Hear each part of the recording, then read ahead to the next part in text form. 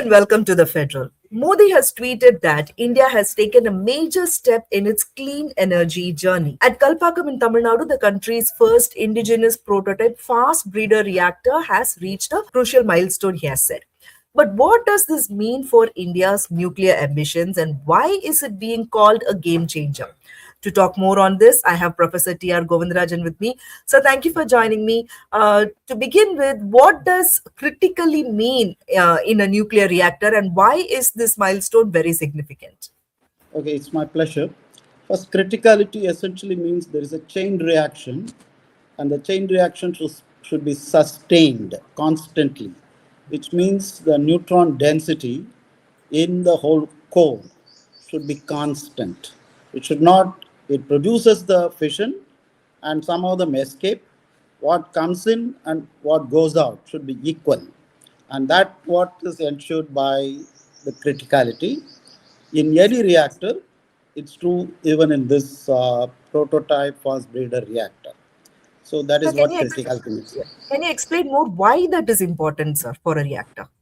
It is important because if what the number of neutrons coming in and the number of neutrons produced more, then it will become a bomb. Effectively, it will go explode. We don't want that to happen. If number of neutrons coming in and number of thing goes down, the whole reactor will shut down. So it should be exactly equal, approximately exactly equal, and that is what criticality is achieved, and that's why this is very crucial. Okay, so how does this prototype fast breeder reactor change India's long term nuclear energy strategy compared to conventional nuclear reactors? Conventional, there are two types of conventional reactors. One is the what is called pressurized water reactor, which is there in Kudangulam, and the other reactors in our country are pressurized heavy water reactor, and that's what is there in Kalpakkam and several other places. This thing, it is what is called the first stage of nuclear energy production, as envisioned by Homi Bhabha about 60 years back when the whole program was started. And this fast breeder reactor is supposed to be the second stage, and the second stage will produce more plutonium. The whole uranium will be utilized, and the plutonium will be produced, which can be utilized as a fuel. And we can also utilize along with this thorium, which is the third stage of our reactor program. And reactor program is we want to have at least Indian country has abundant thorium reserves in Tamil Nadu and Kerala coastal lines. So the whole idea is it can utilize all of them, and if you succeed in doing that, there won't be any serious problem for energy if we can do it safely, constructively, everything. Then electrical energy production can be sustained for a long time. That is the basic idea. That is why it is important. This is the second stage. So you're saying that we are closer to the third stage, which is like using thorium at scale. So how realistic and impactful is this transition? Well, actually, I cannot call it close to thorium reactors. We are going towards that.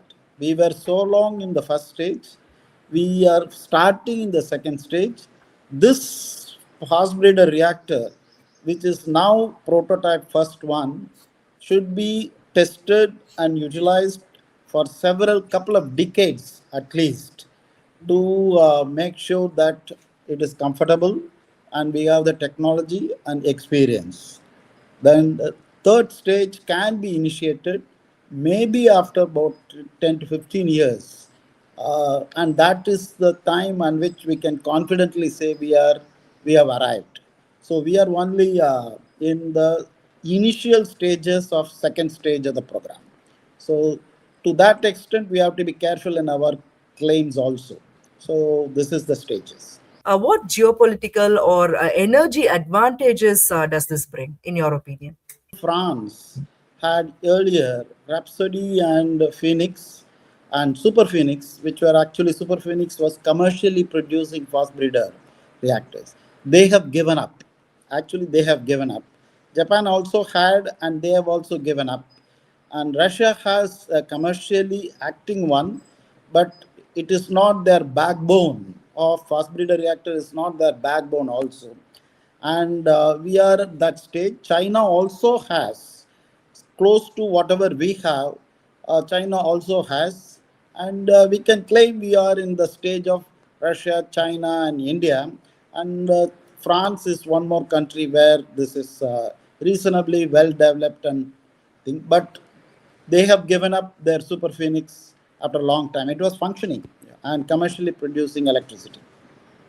So that is the stage at which we are, and it is an important milestone, definitely.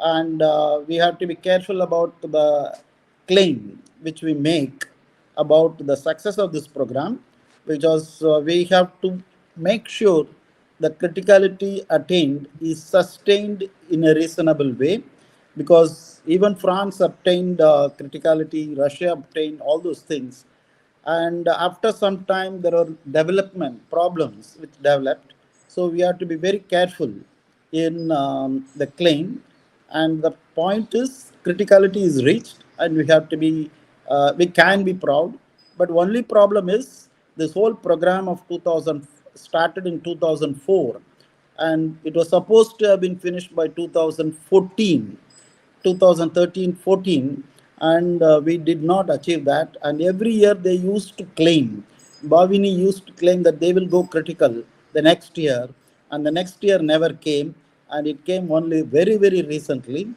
2026, April 7th.